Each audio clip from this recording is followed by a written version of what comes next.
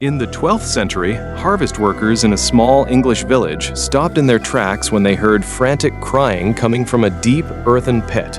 When they looked inside, they found a boy and a girl clinging to each other.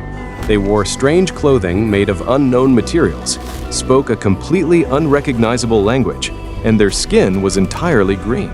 They refused to eat any normal food and wept continuously.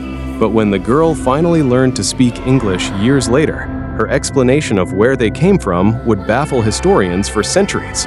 The village was called Woolpit, named after the deep pits dug to trap predatory wolves. The children were taken to the home of a wealthy local landowner, but communication was entirely impossible. For days, the children refused all food, growing dangerously weak. The villagers offered them bread, meat, and fruit, but they just shook their heads and wept. That was until someone brought raw, green, broad beans into the room. The children practically went wild, ripping open the bean stalks and eating them raw. It was the only food they would touch for months.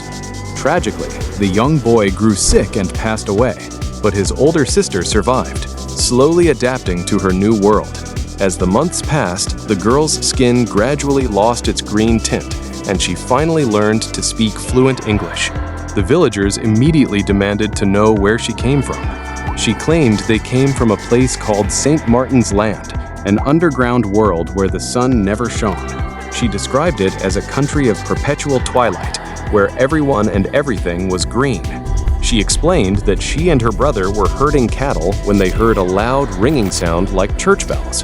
They followed the noise into a dark cavern, walked for hours through the earth, and suddenly emerged out of the wolf pit into our blindingly bright world. Chroniclers of the time wrote this down as an absolute truth.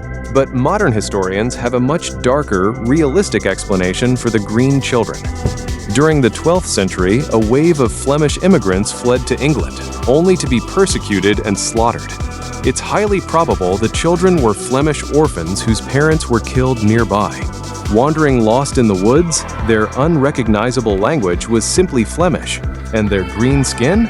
A medical condition called chlorosis, a severe form of anemia caused by malnutrition, which literally turns the skin a greenish hue and is cured by eating iron-rich greens, like beans.